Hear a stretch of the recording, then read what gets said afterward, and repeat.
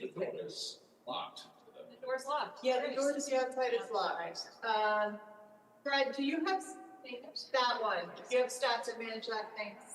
Thanks, team. Okay. We will make this happen. Ready now? One of you will? Okay.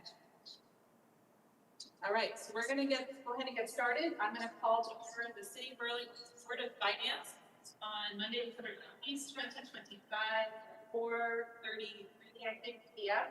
Our first item is the agenda. Is there a motion on the agenda? I would move to amend and adopt the amended agenda as follows by postponing deliberative item 4.5, response to letter from Christine Hughes, Director of Bridge and Camp Center, and funding recommendation. Mayor REIP. Thank you very much, Councilor Travers. Is there a second on that motion? Second by Councilor Barlow. Any further discussion on the motion? Ben, that's locking automatically by accident, so we're trying to get that. Our actual internal. Yeah. Awesome. Thank you. Because we started at 4:30, and yes, the system was set that time. Thank you for everyone's patience. Councilor Spearhead in a second. We will close that inside door here as soon as we can. So bear with us at home. If you hear noise, we will be closing the door in a minute. Councilor Nunez, on the motion language. I wonder if I could offer a hopefully friendly amendment to the amendment. And what is your further amendment? Which is moving item 3.6 off the consent agenda and placing it on deliberative. So moving off the consent agenda item 3.6 and placing it perhaps as item 4. Well, just as a point of information, I believe that even in passing the agenda, if any councilor wants an item off of consent, we reach that item, that would just automatically come off of consent. So I don't know that we need to update the motion on the amended agenda. Councilor Nunez references 3.5 and 3.6 when we reach that point, and they should just be automatically moved with the deliberative agenda. Right, and what I was just trying to see is like where we place it on the deliberative agenda, having now moved item 4.5, just so folks can follow along. So I think that we will call them items. If you're, Councilor Nunez, again, your request is to move item 3.5 and 3.6, or just 3.6? Could you repeat that? Just item 3.6. Okay, so item 3.6 to the deliberative. Yes. And I would suggest we place that as the new item 4.5. Is that confusing? Nope, that's good. Okay. Does everyone understand what we're attempting to do here? So the motion on the floor with a friendly amendment by Councilor Nunez is to postpone action on posted item 4.5 related to the Richard F. Center memo, and to move off of the consent agenda item 3.6 to now be the new item 3.5. That is the motion on the floor. No objections to that motion. So it's been first, it's been seconded. There's a friendly amendment on the consent agenda item. Any further discussion on this motion to get us this agenda? Being none, I'll call that question. All in favor of the motion indicate by saying aye. Aye. Aye. Any opposed, nay. Motion carries unanimously. Thank you very much. We do have a very full agenda for Board of Finance today. So as we open public forum, I will be asking members of the public to keep their comments under 2 minutes, and I will be keeping that tight because of the sake of so many staff and items to get through tonight. So first is our practice to go in the room to see if there's members of the public here to address the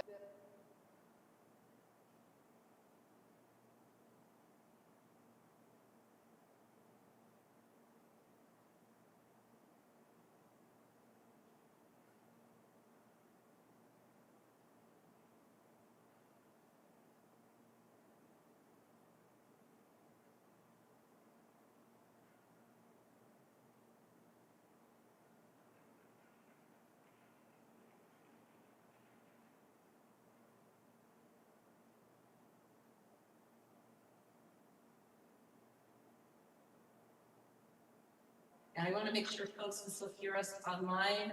Councilor Nunez, can you just let us know if you can hear us? Yep. We just had a technical glitch moment. Okay, so with that, as I was about to say, or I repeat, as we open public forum, I'm going to ask folks to keep their comments under 2 minutes because we have a big agenda. I've already asked folks in the room if there was anyone from the public in the room, and no one is here in person, so we will go online. And I see former City Councilor Sharon Busher. Good evening, Sharon. You can go ahead. Hi, yeah, you disappeared, so, okay. First of all, I wanted to thank you, Mayor, for, this is for the City Council agenda, but the very helpful homestead exemption memo. I thought that was quite informative and really clear for anybody wanting to understand where they fit in this process and the impact, so thank you so much. As far as this agenda, I am in support of the in-house recycling option. I find it in the memo, it is, I included in one of the top priorities for DPW, so it's consistent with what they're saying they should be focusing on. And I think that that's what I wanted to say. And then the last thing was, I just wanted to share with you that when I was on the council and Mike Sherling was chief of police, we dealt with compression. We thought we had resolved it. So as you moved forward, obviously we did not. But I think that the benefits that that you are now addressing weren't included in that compression component. I wish I knew a little more about this. I continue to worry about affordability and fairness, and I have to try to balance the two. But I just wanted to alert you to the fact that compression is not new, and it's unfortunate, and it happens in every job, not only in the police department. So thank you. Thank you, Sharon. Anyone else online who would like to address Board of Finance? Okay, I am seeing none, so I will close Board of Finance and move us on to our consent agenda. Is there a motion on the consent agenda? Move to adopt the consent agenda as amended. Thank you, Councilor Travers. Is there a second? Councilor Barlow, any discussion on the consent agenda before we move to question? Seeing none, all in favor indicate by saying aye. Aye. Aye. Any opposed, nay? Motion carries unanimously. Thank you very much. On to our full deliberative agenda item. Our first item is 4.1, related to our Community Justice Center, which is within our CEDO department, and is a reorganization of a position. And Rachel Jolly, our director of our CDC, is here. Thank you for being here. Thanks, everybody. High level. Yeah. And for everyone who's coming behind you, I have to get about 2 minutes per item properly, so if you can keep that in mind. I will add some time for you because I'll need. Thank you very much. So yeah, even though I think the memo is titled reclassification, it is more like a refamiliarization. This is a data operations and communication specialist position that started in October of last year. They started at grade 14 limited service, and we're looking to keep it at a grade 14 regular service. So no salary change. The only addition is retirement benefits, and half the position is funded by our grants, our state-funded grants, which are extremely stable. And one of those goes up, like we already know that it will likely go up 3%. So, and the CJC general portion that it's hitting is we have that in our fiscal year 26 budget, and expect to be able to make that in fiscal year 27 without any additional acts. Rachel. Questions or comments from the board on this item?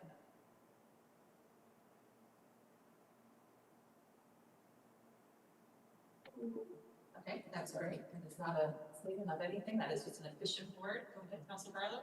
Okay, I will move to approve the reclassification of the following position, a data communications and operations specialist from limited service full-time non-exempt union grade 14 position to a regular service full-time non-exempt absolute grade 14 position. Thank you very much, Councilor Barlow. Is there a second? Second.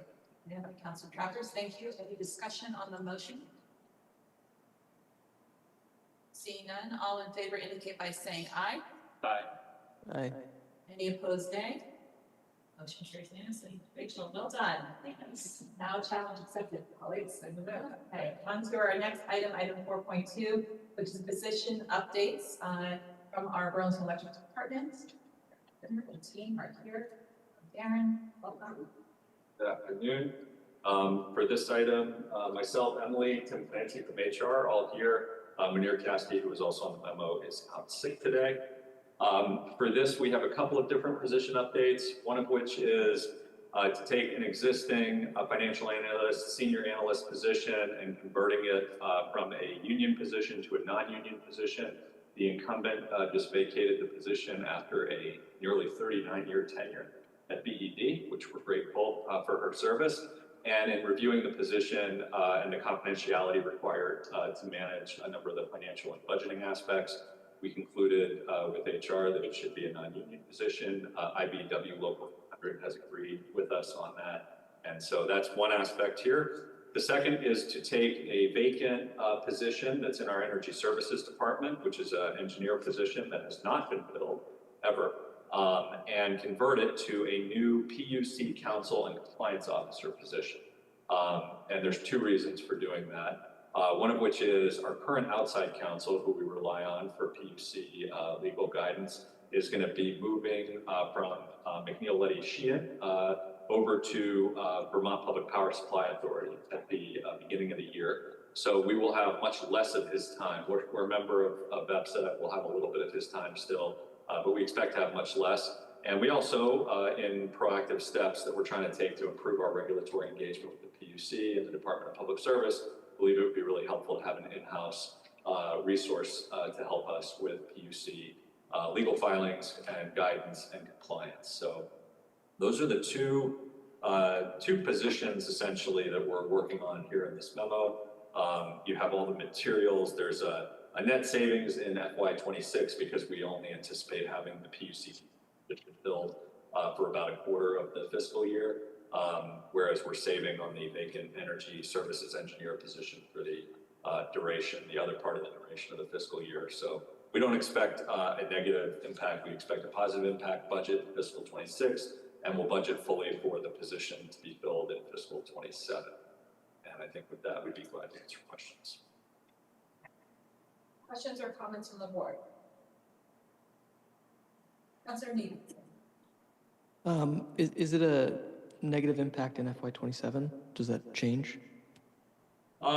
If you look at the salary for the energy services engineer position, the range there is a little bit lower than the range for the PUC counsel and compliance officer position. However, we also expect to reduce our outside counsel expenditures in FY27. So we're hoping it could be a net wash or close to a net wash. Thank you. Thank you, Councilor. Something similar, which is you're going to reduce outside counsel. Is this position required to have an attorney's degree, or? It is. It is. Okay. Yeah, we're looking for an attorney who can give us, support in looking at PUC precedents, appropriate administrative procedures. And this is only in the PUC context because we rely on the city attorney's office for general legal services. Anything else from the board? It's a three-part motion, so I also would welcome referencing city clerk on this one, given our agenda tonight. Would anyone like to make a motion? Councilor Chavez? I move to approve and recommend that the city council approve the three items set forth and outlined by the EC tonight. Very much. There a second? Second by Councilor President. Any further discussion on this item before we vote? Seeing none, all in favor indicate by saying aye. Aye. Any opposed, nay? Motion carries unanimously. Thank you very much. Thank you. Obviously. Item 4.3 is also related to our Burlington Electric Department, related to some power contracts. Way out this one as well. Great. Thank you, Mayor. So our second item is related to hydropower contracts. So we have a few slides that we'll share, and my colleague James will be online to help us talk through a couple of them. But let me just preface a little bit by saying that we have a contract that's expiring at the end of this calendar year with First Light for hydropower that we purchased from Connecticut. And we have been negotiating with Relevate, which is another New England hydropower provider. And this is action that we took initially with the Electric Commission, because they have the authority that's been delegated to them by the City Council to approve power supply contracts for up to 5 years. They've approved that, so we have the ability to execute a contract for up to 5 years with Relevate, which we are working on finalizing. But we actually have an option within the contract for a 10-year, not a 5-year contract. And to get to a 10-year contract, we need permission and approval from the Board of Finance and the City Council. And so we're here tonight seeking that additional 5-year increment approval to bring this to a total of 10 years. What you can see here up on the screen is our current supply of various resources and how over a period of the next couple of years, we have what's referred to here as the yawning gap, essentially as certain resources might expire. We're working on not only this hydropower contract, but also an extension of our Sheffield Wind contract, which expires in October of 2026, which we also have Electric Commission approval to extend. But for the purposes of tonight, we're talking about Relevate. James, if you can hear me, I'm going to turn it over to you for the next 2 slides. Okay, I can hear you. Hopefully you can hear me. You can. The Relevate contract is a unit contingent contract, and it's replacing an existing unit contingent hydro contract. So it's kind of a like-to-like replacement. Unit contingent means that we receive energy if and only if the units are producing energy. They are not obligated to deliver energy if the units are not producing energy. And that's similar to the Chippewa contract you saw in the previous graph that is expiring. The only difference is that this particular contract is made up of a bunch of small hydro assets in New England as opposed to Chippewa, which was a single hydro asset. That has merit from a unit contingent point of view because it's diversifying the risk. We're not sitting on a single hydro asset in a single state that could be exposed to drought in that state. We were receiving power initially from Maine and Connecticut, both. We did compare offers from several market counterparties. Relevate's was the most economical at the time. So we typically do a 2-phase approach. We compare it to other concurrent offers, and then we compare it to our long-term planning assumptions. This contract includes both energy, the renewable energy credits, in other words, the renewability attributes, and also capacity, which is the ability of a unit to generate as opposed to the actual energy it puts out. We need all of those commodities at BED. We are particularly short of capacity, but the graph you see here is an energy graph. The yawning gap chart was an energy graph. We're short energy, we're very short capacity. This includes capacity, energy, and renewability as well. The maximum energy they can deliver under the contract is 50,000 megawatt hours a year. Currently, they would only be delivering about 30,000, but they can designate new hydro assets under this contract as long as the output from them doesn't exceed the 50,000 megawatt hour a year limit.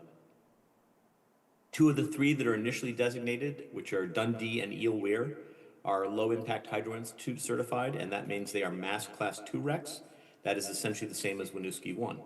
The other asset is Connecticut Class 1, which is another high-value REC market. The initial contract pricing is based on the wholesale markets. That's very common for any asset that's already in existence. Typically, the seller is going to be looking at the wholesale markets and seeing what he thinks he could get from the wholesale markets, and he takes that into consideration when he prices the contract. The buyer does the same thing. So it's not atypical, and you'll see in the next graph that this starts out fairly close to what we would expect to get from value through the market for this commodity. It does reduce our energy price risk significantly because it takes the exposure to potentially higher market prices and converts it to a known energy price under the contract. It does have a slight increase in our REC risk by essentially acquiring more RECs that are high value and that we might want to sell and replace. Lastly, it's initially 5 years effective on signature. We have not signed this yet, but we could sign it at any point. The first 5 years will be effective on signature under the approval of the BEC. The contract provides for an additional 5 years for 10 total, if and only if the City Council approves that extension. And then the economics, as I mentioned, the dotted line is what we think the value of the contract is under current assumptions. You can see that it starts very close to what we consider to be a base case market. You can see that its value it could be higher than that, could be significantly higher than that. It could be lower than that. That's a function of whether the energy prices go up or down, whether the REC value goes up or down, whether the capacity value goes up or down. What I would take away from this is that the range above the contract line is greater than the range below the contract line. So this actually that's where the insulation from the energy market risk occurs, is if that energy market price goes to orange for the portion of our load that's covered by this contract, we will not see a change from the blue dotted line. And I think we had a couple other slides that are in the packet for background info, but to save time, we're going to not go to those right now. Thank you, James.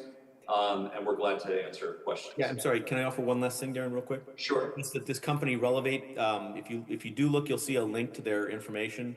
They have made a habit of buying very small assets, sub 5 megawatt assets, and either repowering them or taking over their ownership and refurbishing them. So that's their primary business model, is bringing small hydro plants back into service. Very good. Thanks, James. Thank you. James, thank you, Darren. Questions or comments from the board?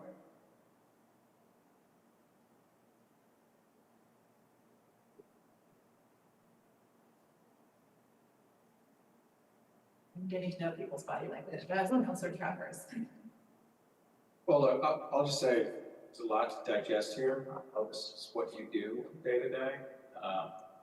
It's not what we do day to day, right? So it's a lot of information to take in. I suppose one of the questions that I have, on that slide when we were talking about the yawning gap, can you offer some clarity as to where Relevate fits into there? And then as we look out over the next couple of years, to the extent we're seeing some sources going offline, we're dropping below our load capacity. This is somewhat a question beyond the Relevate contract. Sure. What do we anticipate happens then, and are we expecting and hoping that our load capacity goes down? No. Or as these sources go offline, or are we exposing ourselves more to market conditions? What's No, our plan is Relevate could be 10 to 15% roughly of our load if we're able to plug it in here. And then what you're seeing also represents if we did not extend the Sheffield wind contract, which we have authority to do and which we're in negotiations to do.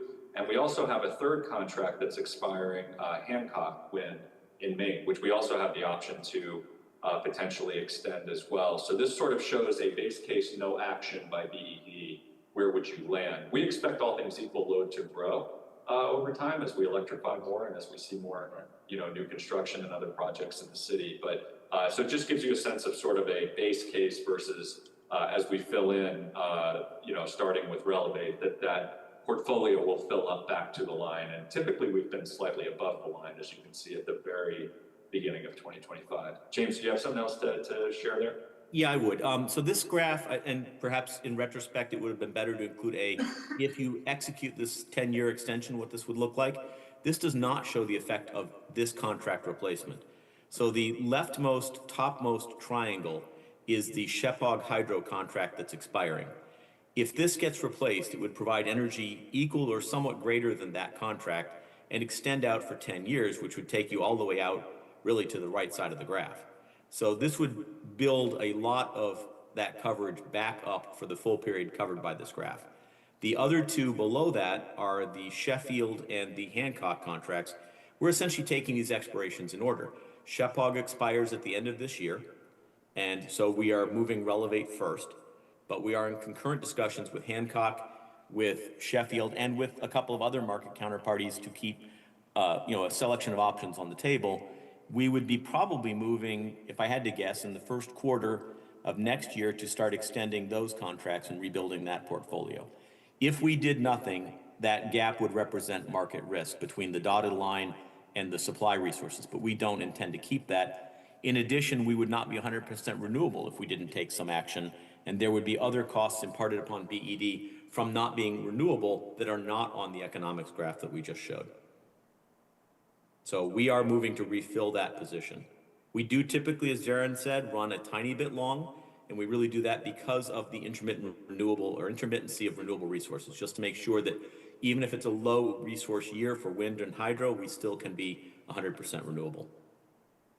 Okay, I just have one follow-up question. I understand the risk associated with being exposed to regular market volatility, but your memo also references the potential risk associated with changes in value in the REC markets. And I understand that we've always been exposed to that, at least as long as we've been participating in REC markets. But can you perhaps provide a little bit more of an explanation as to what the additional risk is there, particularly given the federal regulatory environment when it comes to renewables? I would offer that the federal environment shouldn't impact here whatsoever, but what we are incurring is the 2 low-impact hydro units that were referenced that are part of this mix. They're eligible within the Massachusetts Class 2 market, which is where we sell Winooski 1 RECs. So if Massachusetts made a change to their policy that reduced the value of that market, we're currently exposed through Winooski 1, we would then also be exposed for those 2 units. So it's a risk you bear when you participate in the renewable energy markets. James also mentioned Connecticut Class 1 for one of the other hydro units. So again, if Connecticut made a change that impacted the hydro eligibility or pricing, you'd have some price risk around that. So anything we would do essentially that's renewable, that has a renewable energy certificate component where you might derive revenue from that, you're going to have some policy risk. We likewise, even if we were using those in Vermont to retire against Vermont obligations, there's policy risk that Vermont may change its policy. It did back in 2024, not in a way that impacted us negatively, but I think that's what the memo is attempting to ascribe. And can I add just one other interesting thing, Darren, which is that by being Mass 2, as Winooski 1 is, if Winooski 1 had contracted to sell RECs and fell short, these assets could provide backup to that sale so that we didn't not deliver a transaction. So it has both positive and negative risk components for the REC market. Thank you. Further questions or comments from the board?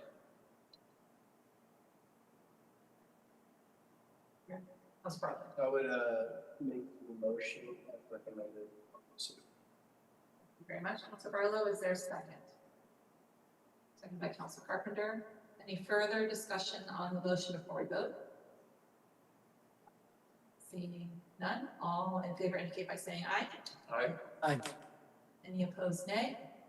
Motion carries unanimously. Thank you very much. Thank you all. Thank you very much. Thanks, James. Moving right along, I appreciate the team spirit. Good night, everyone. We're moving now on to our Burlington Police Department on a PUPS model. This is the Police Unified Pay Scale Adjustment. We're joined by the Chief. Welcome.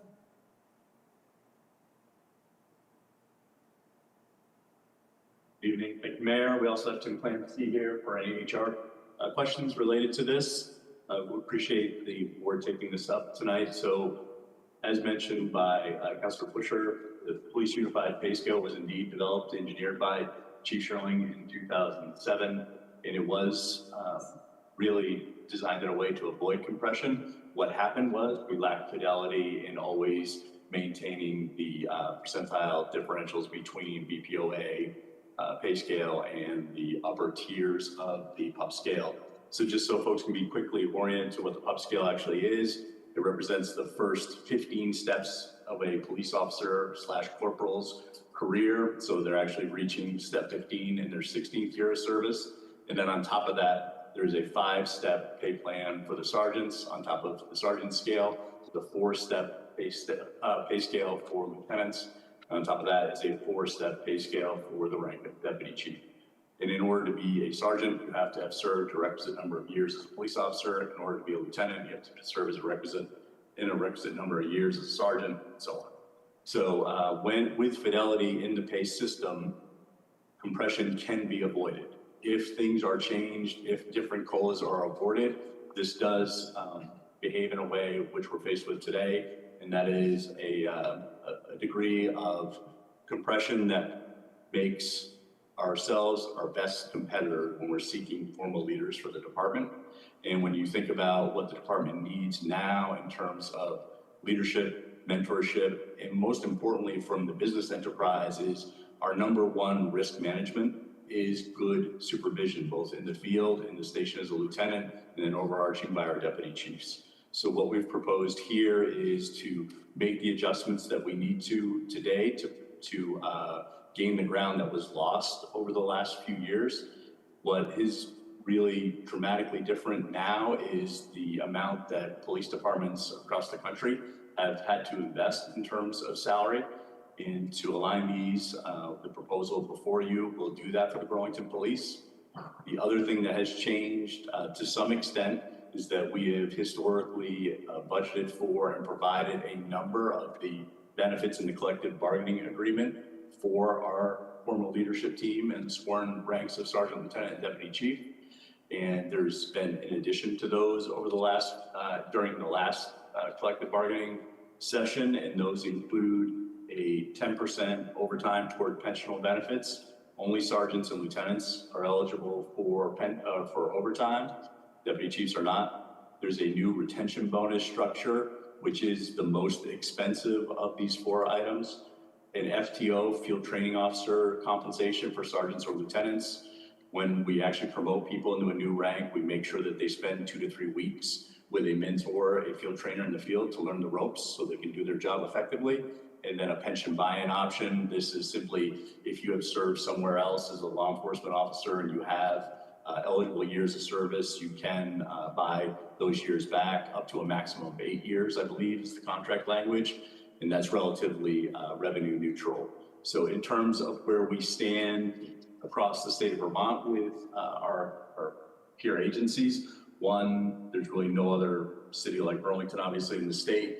But I will say that the Burlington police officers pay scale has been adopted widely in the state of Vermont as we're all competing for the scarce workforce. When you look at our pay and benefit level across New England, although Burlington is about the 59th largest city in New England, we do have all the attributes of much larger communities like Springfield, Mass, Portland, Maine, and Worcester, Mass. When you think about a level 1 trauma center, the state university, cultural center, retail hub, all those things. So we're very competitive in that market, but what we need to do is level the playing field internally so we can continue to have the best seeking promotion to the ranks of sergeant and beyond, and not worried about the benefits and salary that they would potentially concede by doing so. Sure. Jen, do you have anything you want to add? No. Okay, good. Okay. Questions from the board or comments from the board? Councilor Travers. Yeah, I'm supportive of this and think it's very important that we encourage growth within the department. So appreciate Chief Shannon bringing this forward. I also appreciate your answering some questions that I've sent your way earlier today. In my experience, it's oftentimes not heard of for a staff pay range for the most senior staff person there to be earning more than the minimum rate of their manager or their supervisor.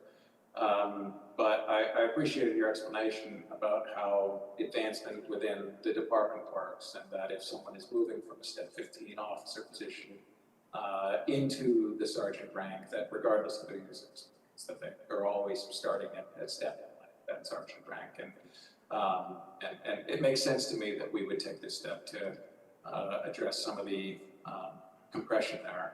I suppose one other question that came up that I didn't have an opportunity to ask is that I'm remarking at the fact that on each of these grades, between the minimum and the maximum, that there's not much room for growth there outside of COLA increases, right? I think the shift between a minimum pay and maximum pay in this range is 8% or something along those lines, if I'm doing the math here correctly. And I don't know if you can speak to that or not. I mean, I'm sure we want to encourage once someone's a sergeant to hopefully then go up to lieutenant.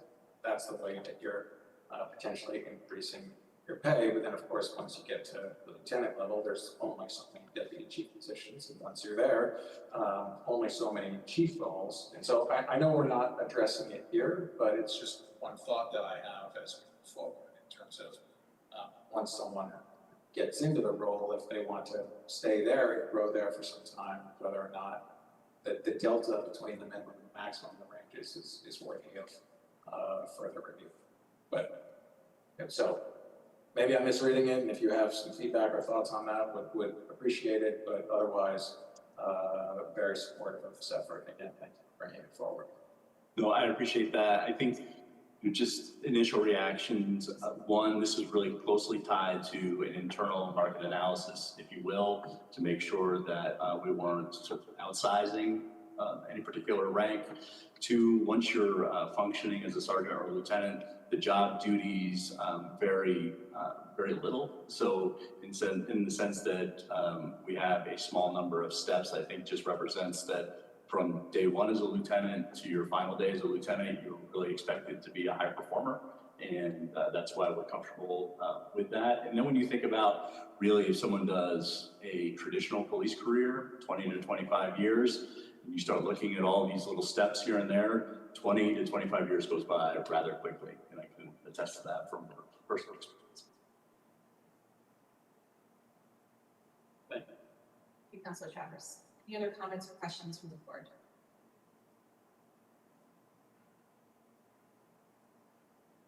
Okay, T, is there a motion? Councilor Carpenter. I will move as written on City Clerk. Thank you. Motion as written on City Clerk. Is there a second? Second, Councilor Barlow. Thank you. Any further discussion on this item before we vote? Seeing none, all in favor indicate by saying aye. Aye. Any opposed, nay? Motion carries unanimously. Thank you very much. Our next item is item actually 4.5, which is a memorial, which actually is the title. The title was originally on the consent item, consent agenda. The title is Request for City Council Initiative Funds for Memorial Auditorium Beautifications with our Burlington City Church Department. And do you know we have Director Doreen Pratt online, I think, still? Doreen, if you're online, we'll just promote you briefly if you want to say just a brief word or two about what this item is. Or Councilor Travers can also probably tag. I can speak to it as well. But first, let's just see if Doreen is online. Doreen, can you hear us?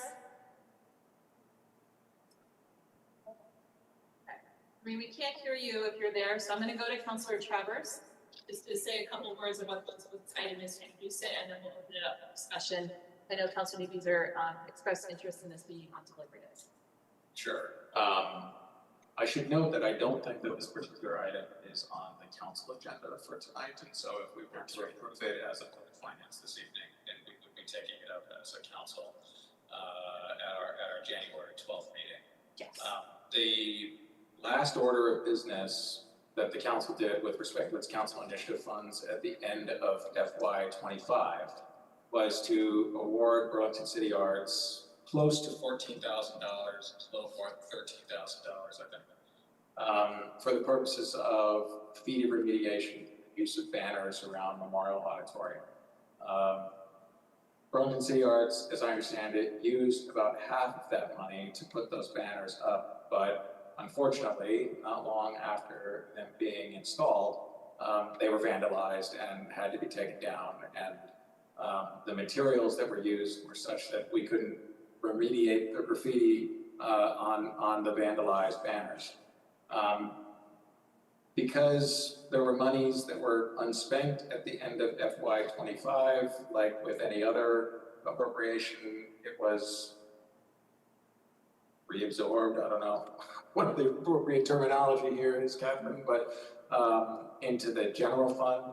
I know that Burlington City Arts was hoping to be able to use the additional monies that the council had authorized at the end of FY25 to take another crack at a graffiti remediation project around Memorial Auditorium. I know that if Director Kraft could speak to it longer, she would say that they have identified another material to use that in the hopefully unlikely event that it's vandalized. I know that there's been efforts taken by the city here to address some of the more frequent flyers when it comes to that kind of behavior. But if it were to happen again, I know that Burlington City Arts has identified materials that would be easier to clean. So I'm very supportive of getting monies to Burlington City Arts for them to finish this work and to really make this gateway building as folks are moving into Main Street less of a blight right now.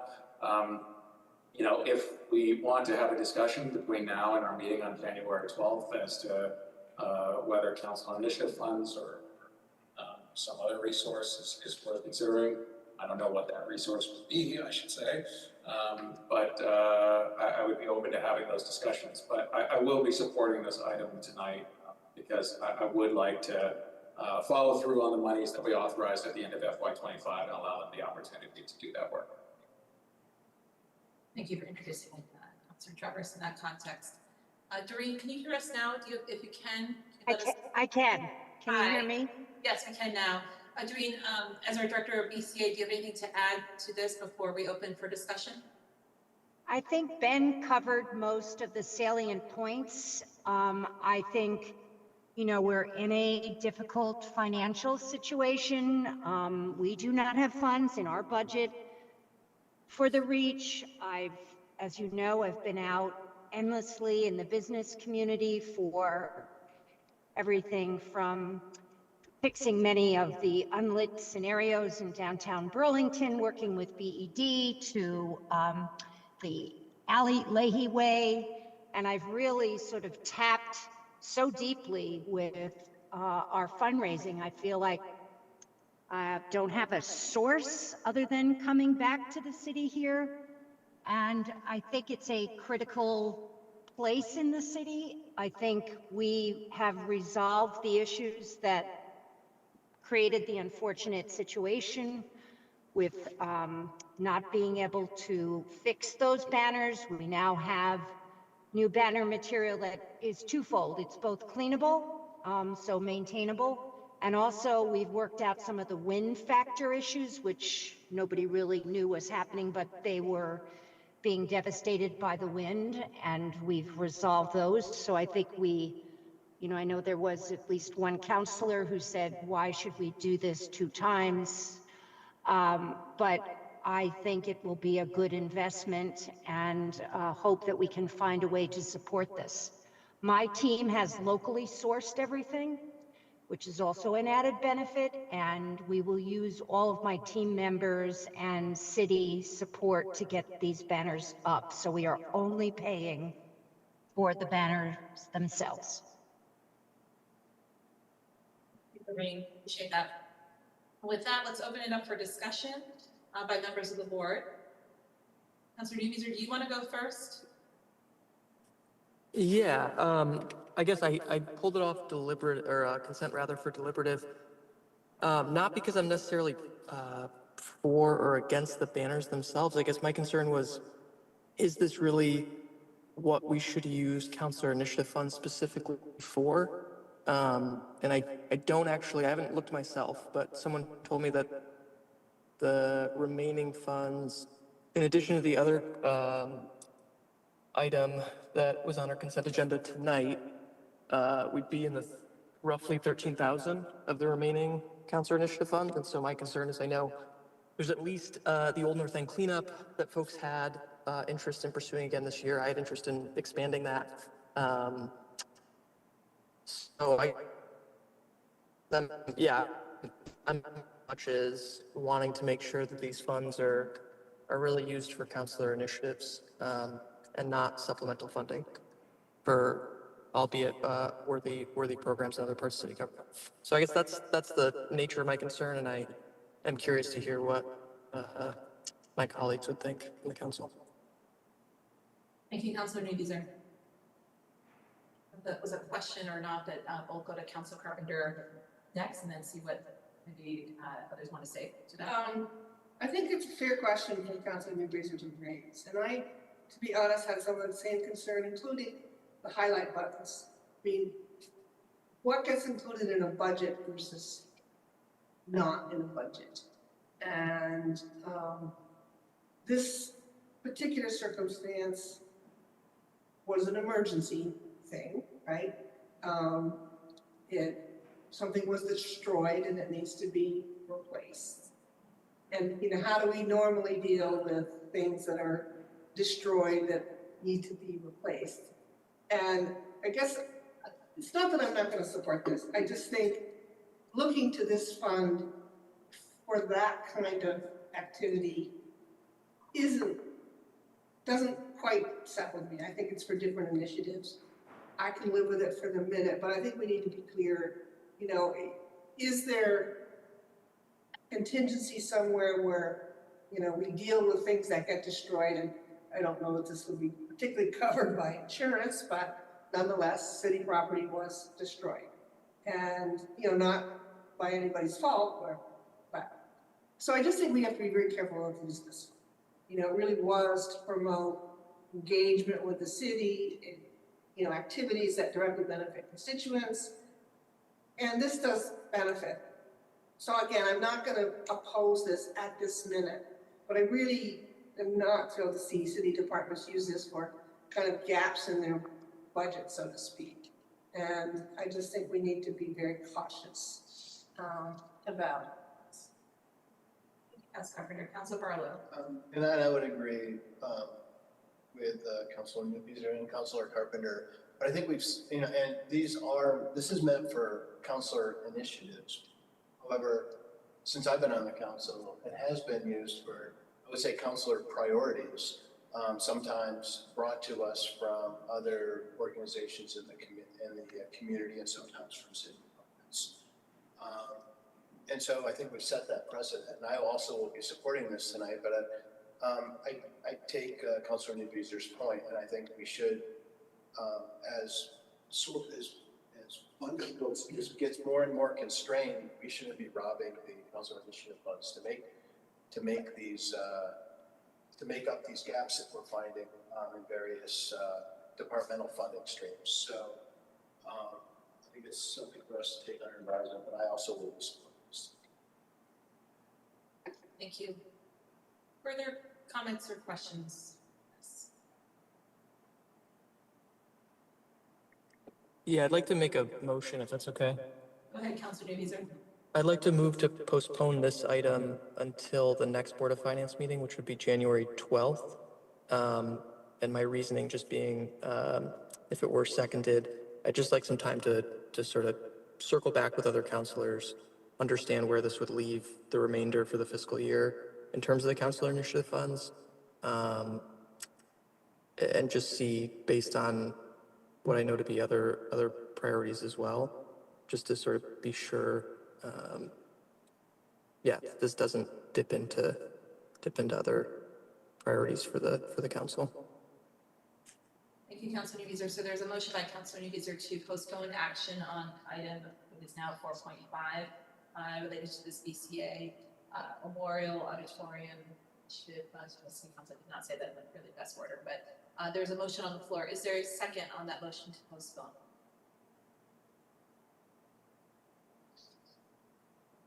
Seeing there's not a second, we'll go back to discussion on the underlying item. Thank you, Councilor Newbeezer. Any further discussion or other motions on this item?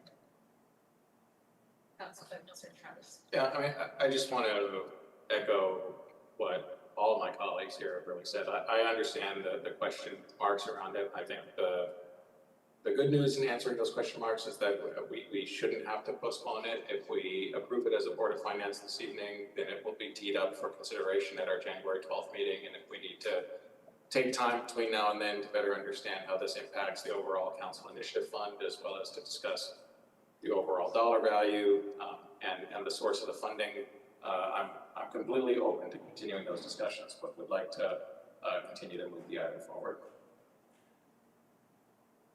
Thank you. Other comments or motion?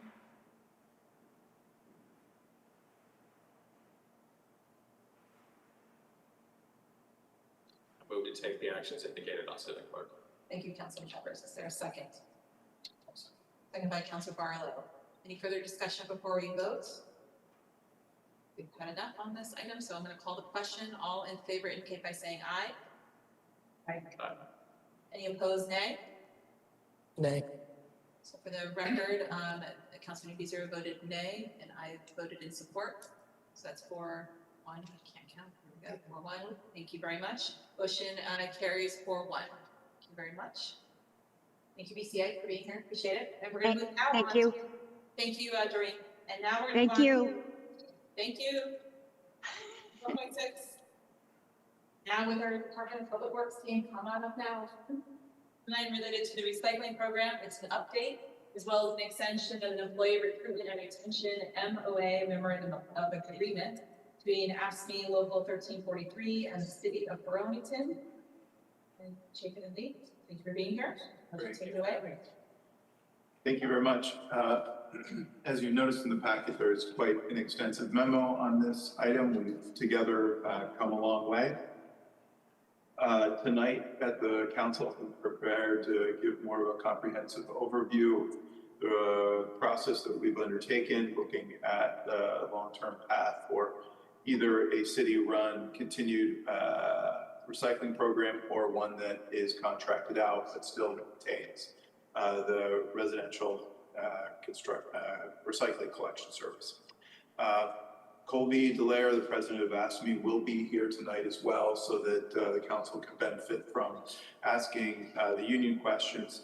So tonight, at the Board of Finance, we were hoping to really be here narrowly to discuss the continuation of very important and effective premiums and bonuses that Division Director Lee Perry will quickly review, and happy to answer any questions. Yeah, so we're seeking approval and recommendation of council for the extension of the employee recruitment and retention MOA. It's currently set to expire at the end of this month. Seeking, as the memo says, to extend it out 1 year to the end of December 2026. Under any scenario in recycling, whether we contract it out privately to a hauler or keep it a fully municipal option, we would need to extend it at least 1 year minimum. In the first scenario, to provide the contractor to get all the capital investments, staff they need to collect city recycling, as well as in the second scenario for a fully funded municipal option, we would need to hire additional staff for our current openings, as well as the additional positions that we're proposing for a fully funded option. The extension has been discussed with ASME leadership and approved by them. The estimated amount of funding we'll need is around $16,700. That's for the $4 an hour premium for the street maintenance staff that fill in for recycling when it's needed. It's around a little over 1,600 hours a year. The remaining funds are going to be used for the $1,000 recruitment bonuses, as well as the $500 bonuses. Currently, we have 2 of the 4 open positions in recycling filled, as well as streets, we have 2 open positions. So the hiring bonuses will be used for filling those remaining positions. And as a result of any of those being deferred, today we've used that hiring 5 total staff, 2 in recycling, 3 in street maintenance. As I just said, we still have some positions. The monies for FY26 are going to still be covered in the unused salary portion of the FY26 budget. FY27 will account for the $16,700.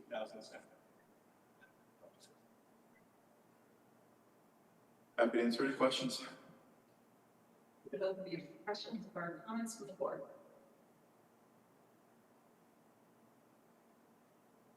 Councilor Travis, and then to Councilor Leitzer. Sorry if you said this already, if it's in the memo. A lot of materials here to go through for this meeting. But since we entered into the MOU with ASME, has it yielded any results in terms of the higher recycling program? Yes, we've hired 2 staff in recycling and 3 in street maintenance. Okay. We still have 2 openings in street maintenance and 2 openings in the city. Okay. And in terms of a recycling program, have there been any applicants not been able to extend it off to, or get our offer? I guess ultimately, I'm wondering if you have any anecdotes in terms of why, even with this MOU in place, we're not filling those positions, or folks are turning down roles here. No, we have had 2 interviews recently, one actually today. Prior interview, I did reach out to the candidate, offer them the position, but unfortunately, since the interview, he had some personal family issues come up. He's not originally from the state, so he didn't feel comfortable taking the job in case he had to go back to his home state about it. Today, we just did the interview today. So the interview committee is going to go over our notes, speak with HR, potentially offer a candidate position. So we are getting applicants, not as quickly as we'd like. I will say, these are the sum total of really the applicants we've gotten. Our competitors in this industry are offering hiring bonuses far in excess of anything we are offering. From a hiring bonus standpoint, we always elevate, talk about our long-term benefits of healthcare and pension, but from a strict hiring bonus standpoint, we've in the industry seen upwards of $10,000 hiring bonus offered. Ours is $2,000. We haven't seen any new applicants in street maintenance since we hired the last one. They were a seasonal employee in one of the other departments that hired. Right.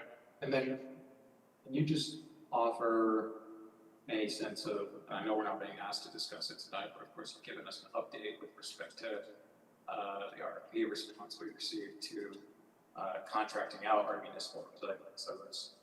Do you have any sense of if we were to pursue that over the course of 2026 and we're hiring all these folks into new jobs, potentially they're moving years, I mean, what would happen if we were to move in that direction to these folks?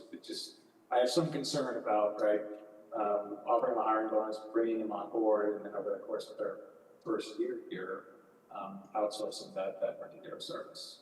Right. I will just say that we share the same interests and concerns. We have been doing a delicate balance behind the scenes of trying to leave open street maintenance positions so that if the recycling program were to be transferred, that there would be places that the recycling staff could move into the department in other roles. We've been able to thread that delicate balance in part because of the low number of applicants, but it is getting harder, especially as we enter the winter season and we need to be fully staffed to plow roads and sidewalks. So at this point, part of the conversation with the council that if there's not quick decision and direction on recycling, that we are going to proceed with filling those positions as best we can, as fast as we can to get through the winter. We know we have at least a year of operation either way, just because of the 1 year setup requirement under a contracting scenario. And we will continue to do our best to be creative and find opportunity, whether in our department or the city overall. But this is a risk we actively are trying to manage. I do have those conversations with the applicants during the interview, let them know. Yeah. There is the possibility that within a year that the program could be privatized out. And what our plan is, what would happen, as Jay explained, is to move those positions into street role. As he stated, winter, we need our streets employees and their plow trucks where they know what they're doing. And need to fill those roles. I mean, we can operate recycling at a minimum with 3 drivers because we have 3 routes, but it's not sustainable. Thank you. Other questions, comments? Oh, sorry, Councilor Hughes, I think you were next. Yes, yeah, I'm grabbing my baby here. Just briefly, I was going to say that I think the MOU, to my mind, based on this memo, seems to be MOA, I should say, and the efforts to stabilize hiring and recycling seem to be working. And so I am supportive of extending this another year. And Councilor Travers, we can address your concern once and for all. Don't vote for the Casella bid with me, and we will not need to worry about that scenario. But yeah, I appreciate the update. I appreciate the memo. From my understanding, we have a majority of the council, and I think the takeaway would be that we have a majority of the council who want to keep recycling as is and build our capacity in-house. Thank you, Councilor Davies, or other comments, Councilor Barlow? Sure. I don't know if I agree with Councilor Newbeeser's assertion that we have a majority of the council in favor. I think recycling in-house, but certainly we have a majority of the council who wants to keep talking about it, at least for now, we'll work out some of the things. One of the things I think it's worth saying, just because we talk about outsourcing recycling, we're really talking about outsourcing the operational aspect of our recycling to the resident. It won't look no different than it's always looked. They'll put the same blue toter out next to the curb. It will get picked up, and for many residents, I'm guessing, won't know that there's a different entity that's actually doing the collection if we were to go that. But I am also supportive of this. I did have a question about your answer to Councilor Travers' question about what will happen with the employees. I guess it's almost like I'm wondering about the street workers, the plow drivers and whatnot. If there can continue to be conscripted into recycling, do we have risks there that need to be addressed through retention? Are they eligible to receive any of this retention money as we try to keep the recycling program up and functioning? Yes, that's the $4 an hour premium for street maintenance workers who do recycling is that retention strategy. And it has operated well. You can certainly ask the union president tonight to reflect, but at this point, we have not had to force any member of the team to do the work. The premiums have enabled folks for whom that premium is valuable have volunteered to do the recycling. So since May, which is 8 months, it has smoothed the waters, and it is a relatively modest investment, as Lee talked about. So we're feeling good that this is the right strategy for the interim. Excellent. That's Carla. Governor Dexter. I am mindful what time it is. We have one more big item for us at 6 o'clock. So is there any final comments or perhaps a motion? So Barlow. I would move the motion as recommended by the supervisor. Thank you, Councilor Barlow. Is there a second? Second by Councilor Travers. Thank you. Any further discussion on the motion before we vote? Being none, all in favor indicate by saying aye. Aye. Any opposed, nay? Motion carries unanimously. Thank you very much. Thank you. All right, moving on to our last item. This is a fiscal year 27 budget presentation by CEO Shad and myself. I'm going to just cue it up briefly, and I appreciate board's help to make sure we've had enough time to talk about this and to bring some of this information to the public in a little bit more detail. On last Thursday, I held a press conference, actually in this room, along with our CAO to give a high-level overview of what fiscal year 27 is starting to shape up to look like. And our main purpose of that press conference was really to bring the public's attention to two important figures that are emerging in this fiscal year 27 budget development process. That is our estimated $10 to $12 million budget gap. I want to remind folks our general fund budget, operating budget for the city is just around $105 to $107 million. So that is sizable. It is a large percentage of a gap that we continually need to figure out how to close, at least in the first 3 budgets I've been involved in here at the city. The other large item that we'll also talk upstairs about with a resolution, Councilor Bergman, is related to one option of closing that $10 to $12 million gap, which is a proposal of a 5-cent increase using our 2 splinters, the police and fire splinter tax, which are often called the public safety splinter tax together.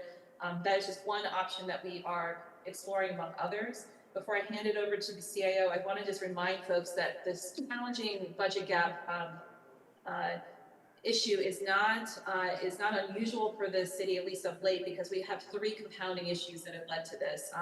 One is the city has grown increasingly dependent on a lot of one-time funds of various sorts, be them grants or ARPA money or other short-term funding sources, and has started to put important but still ongoing services and staffing based on those revenue sources that are not reoccurring, that we're eventually going to wind down. And we failed to identify some new sustainable revenue streams And when that happens, things start to default to the general fund, which again is paid by largely residents and our commercial property owners here in the city. The second of the three issues is that the size of the workforce for the city, and I've talked about this before, prior to my administration, significantly grew between fiscal year 15 and 24 by 98 full-time equivalent employees. We did a lot of really tough work last budget cycle together to start to right-size that a little bit more in a sustainable fashion, because all those additional positions, while some were very critical and still are critical, I want to just emphasize, including the addition of community safety officers, our community safety liaisons and park rangers, which are part of our community safety response. So I'm not saying that this was misdirected, but we again did not find a sustainable revenue stream to support those positions. It was then adding to the general fund. And finally, the sort of the three, I'm sure there's more reasons, but these are the major reasons, is that our grant list on average, which the CAO does have a slide on average only grows so far, lately over the last 10 or plus years or so, on average of 1%, which is only about $600,000, and the CAO will share a little bit more on that in a minute. But that just gives you a little bit of the sense of our ongoing growth, unlike other towns and cities, on just the grant list is very minimal. So it starts to create this see how the math starts to shake out, and we continue to have some big challenging questions ahead of us. But I am hopeful that we will solve this together again, and I do hope that we will, starting this conversation at this point with these two big important pieces of the conversation. One, an important option that I think both council and the public deserves to start thinking about sooner rather than later in our budgeting process, well ahead of town meeting day. And the second, being transparent around the estimated budget gap, that we can really start working collaboratively earlier than we did in last year's hard work that we did. And there's more work to come. I've appreciated meeting with council leadership last week as we started to bring this information forward in those circles, as well as our union leadership colleagues as well. And there'll be more discussion upstairs specific again to that police and fire tax concept.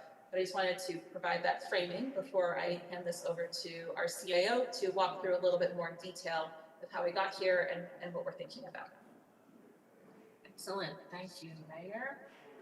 I want to make sure we have a little time for questions, so I will go through this quickly.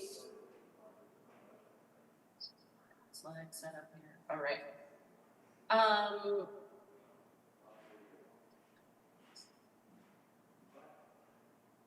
There we go.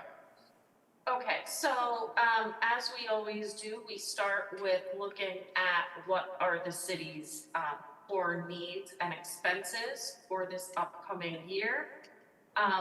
This is a graphical look over time of how our expense budget on the general fund side has increased. More specifically, we are starting with the personnel budget, which represents the vast majority of the city's budget. We start with this year's budget. We're adding 2 new firefighters that were negotiated in the fire contract. Also, every year we provide a cost of living adjustment to our employees that are negotiated in contracts. Those are set for both fire and police. We begin negotiations in January for AFSCME, so we have used a conservative estimate for our AFSCME employees and our non-union employees who follow AFSCME. As you have all been hearing, healthcare costs around the state and the country are going up. We are not any different from that. You'll see here our estimates for some of our major benefit costs. And those we are still calculating. It's less than halfway through this fiscal year, so there might be a little fluctuation, but this is what we're working on for now. And in addition to personnel costs, we do have some operating costs.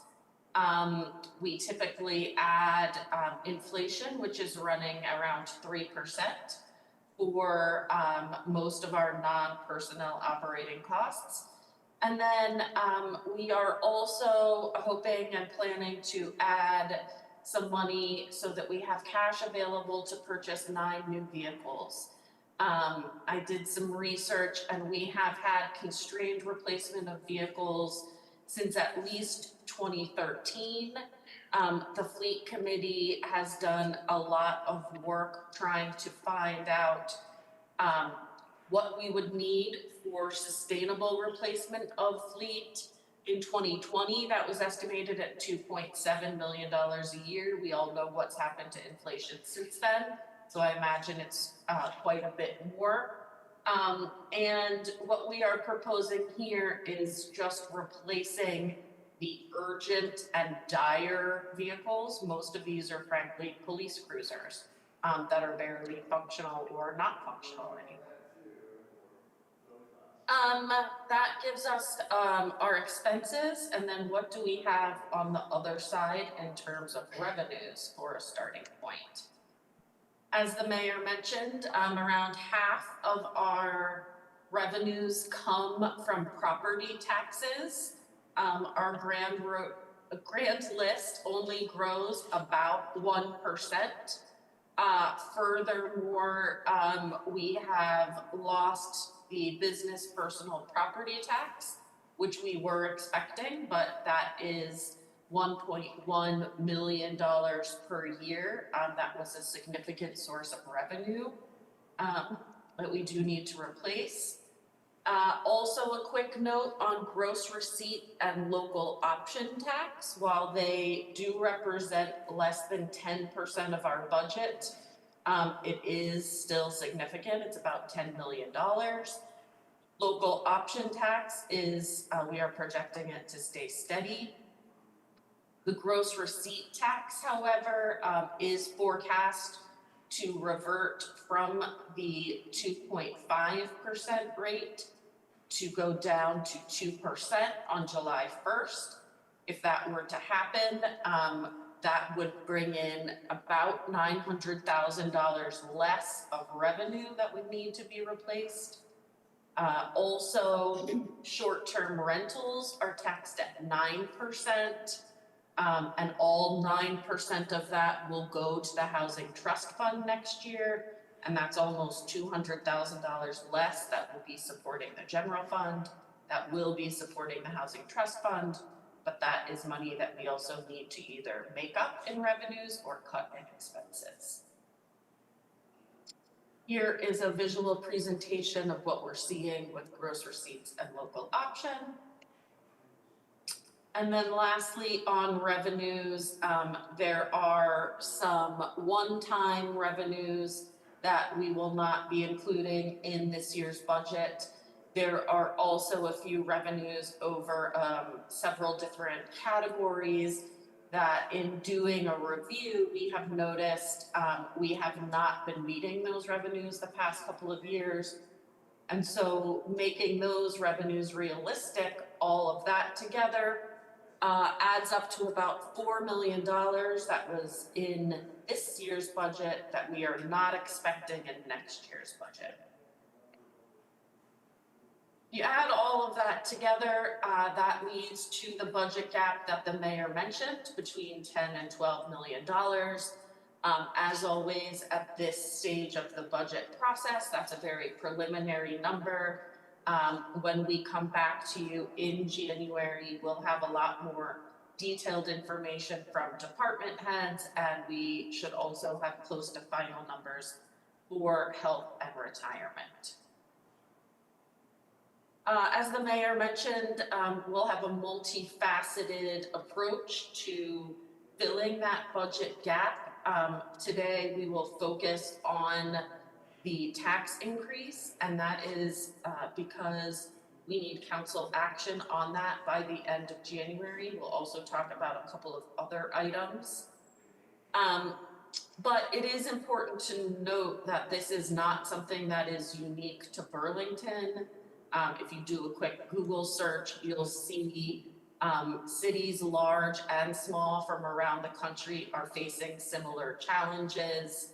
And that may not make us feel better, but it is something that after COVID and in light of the national economic picture is something that is very much a reality.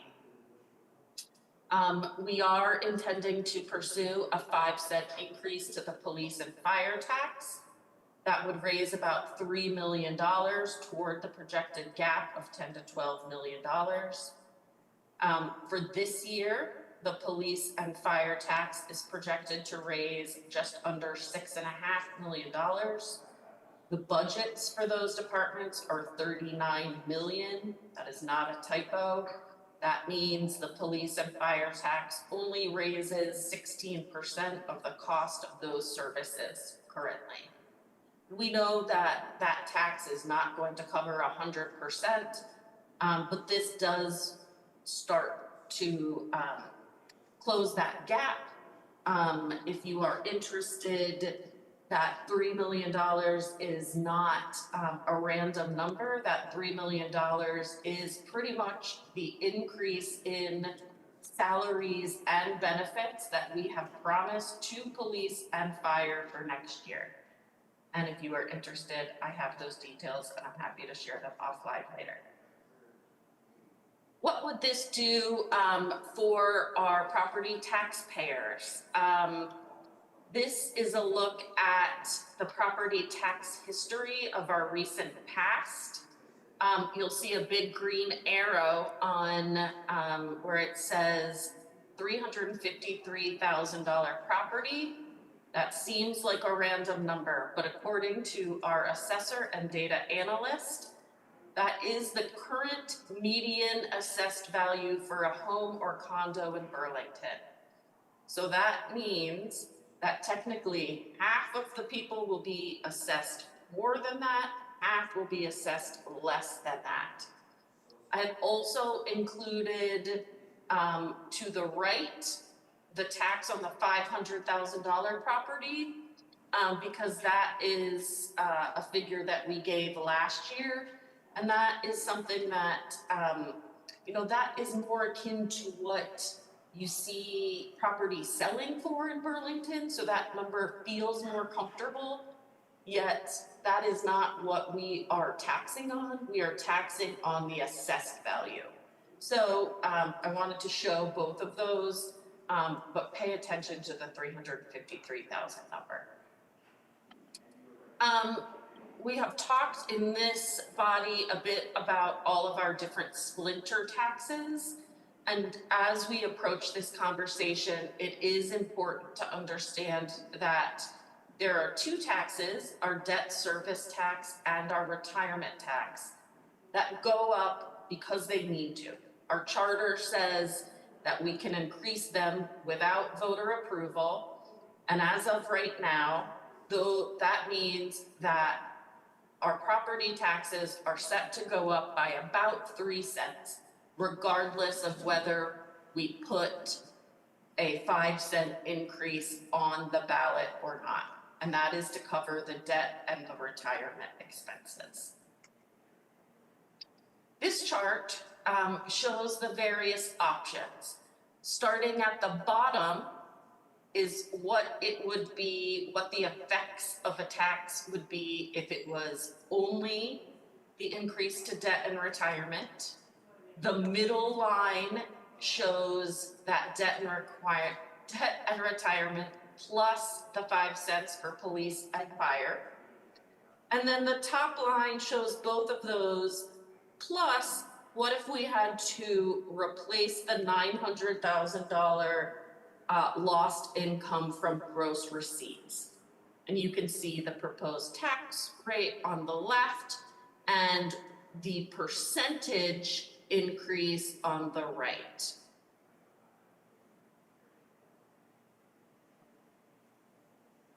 As I mentioned, we are certainly not going to solve all of this with a tax increase. 12 minus 3 does still leave us with about $9 million.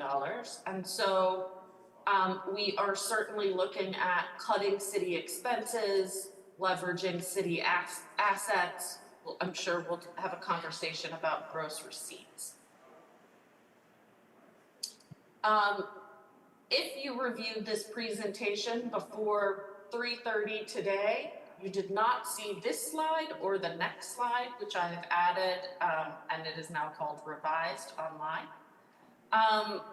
This slide talks a little bit about a process we have just started working with department heads on, and that is to consider several different scenarios while budget planning. One is status quo, keeping all of the services and expenses as close to the FY26 level as possible.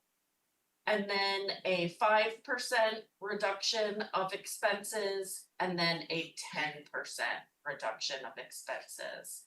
And I'm noting that that is to come back to the mayor and I with an explanation of what reductions would need to be made in services and staff, so that that is a upfront conversation that we can have in the administration and also with this body and the city council.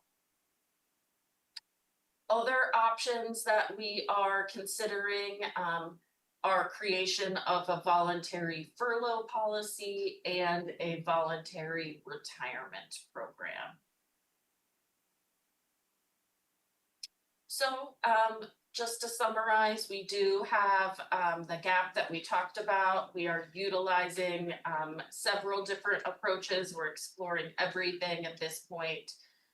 We have engaged unions, we've engaged department heads, and we've asked department heads to engage with staff.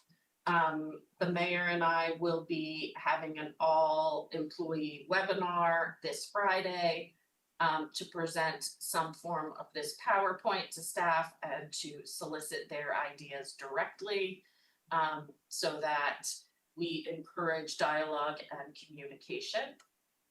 And some next steps here, you can see January will be busy. I'm sure February will too. Then we've got town meeting day. And as you can see, we are on an accelerated schedule. All of my time here, we have had detailed budget meetings in May. They are now scheduled for April. I will get those dates to you so you can block your calendar. And with that, we're done and ready for questions. Thank you, Catherine, I appreciate it. I realize that we have about 4 minutes and we're just beginning, so I would just ask if everyone could keep to one top question, and then we can see what we can just at least get on the table. Councilor Carpenter. 2 things I want to clarify. The 5-cent increase in police and fire, how does that equate to actually what we estimate those departments, the new money they will need? I estimate that they will need $3.1 million of salary and benefits, not counting retirement. So for FY27, they will need $3+ million. Yes. And the 5 cents raises? $3 million. Okay, so they're roughly equivalent. What happens if we don't approve that tonight? There's still time, right? We are not asking for anything to be approved tonight. This is purely informational. The motion on the council agenda tonight is to refer that resolution to this body, to the Board of Finance. Oh, okay. Oh, sorry. Yep, just to be clear. Yep. Thank you for that clarification. Other comments or questions? Councilor Barlow. I have a lot of questions, but I know that we're running short on time, so I just wanted to clarify. I wanted to say thank you for the small, medium, large that I think I asked you for on slide 18, because I think that's important. As we get into this, we flush out what the implications of that is, not just the tax rate. The second thing is, how much does 1 cent raise? I thought it was like 650 or 675,000. Yes, it's just about 600,000. But it's under that. It's only 600. It's a yes. Okay. Okay, thank you. That's all I have for now, but. Okay. We look forward to it. Thank you, Councilor Barlow.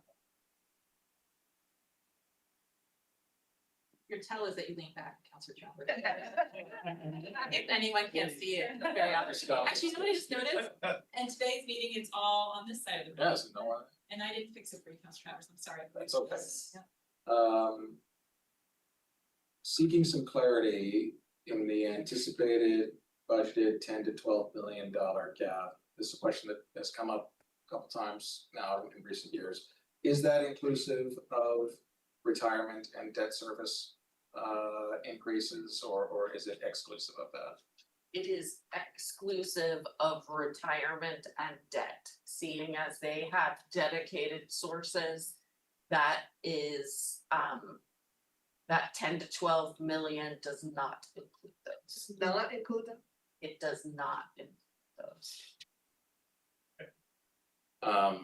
And we're all looking, I'm sorry. No, please. The 3.3 cents is what we need to get that covered, basically, right? And it's driven by the charter, just to be clear, that's not Yeah, actually understood, yeah. voters or council, it is per charter that those are driven by the. So the entire $12 million gap would be in cuts, right? There's nothing in that that's mandated. No splinter tax, no retirement. We would then not be in, the problem with that is we would be in violation of some of our collective bargaining agreements. Understood, Yes. but I'm just trying to get, Yes, I mean, we promised them pay and. Yeah.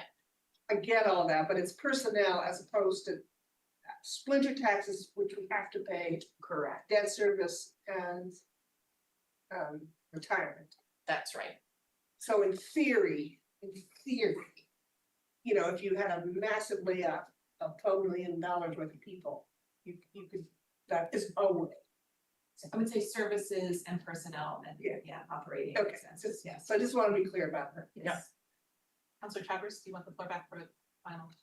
Sure, I mean, I'll just sort of go through a couple really big items very quickly here. One is I wanted to ask that question because I heard you're saying, Catherine, that the 3 million generated by the public safety tax increase, sort of 12 minus 3 leaves 9. And I wanted to confirm if we're looking at that 9 solely within the general fund, I guess it would be $6 to $9 million.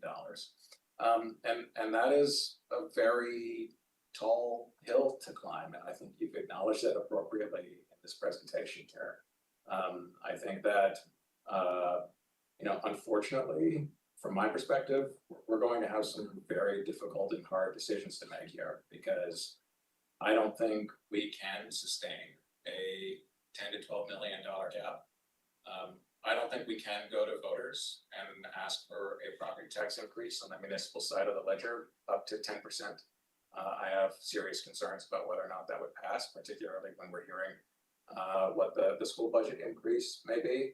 And on the flip side of that, I also strongly favor our continuing to honor the sunset that's built into the gross receipt taxes. I'm concerned about the slide in this presentation that is showing over the last couple of years here, gross receipts revenues decreasing from 11 million to 10 million to now $9 million, a loss of $2 million in gross receipts revenues, when most of that 11 million was baked into not increased business activity, but the fact that we had increased the gross receipts taxes. And we continue to hear from businesses here locally that they are facing some economic headwinds. I would like for it to sunset as a sign of support for our business community, but perhaps even more importantly, the fact that it seems to be a pretty volatile source of revenue here that we may not be able to rely on, unfortunately, in the same way that we have in years past. So I think we have a number of very difficult challenges again ahead. It does seem like our debt service obligations, in particular, sort of our debt service chickens are coming home to roost. Our community has decided to invest significantly in a new high school and tech center. They've decided to invest significantly in a revamp to our wastewater and water system. And there's going to have to be trade-offs. If we're going to prioritize those types of huge projects, then we may not be able to continue other services and programs to the same extent as we have otherwise. That's the balance that we're going to have to strike here moving forward. I do greatly appreciate, though, coming forward with this information early on, and want to stress that we do have some time here for us to work this collaboratively. Thank you.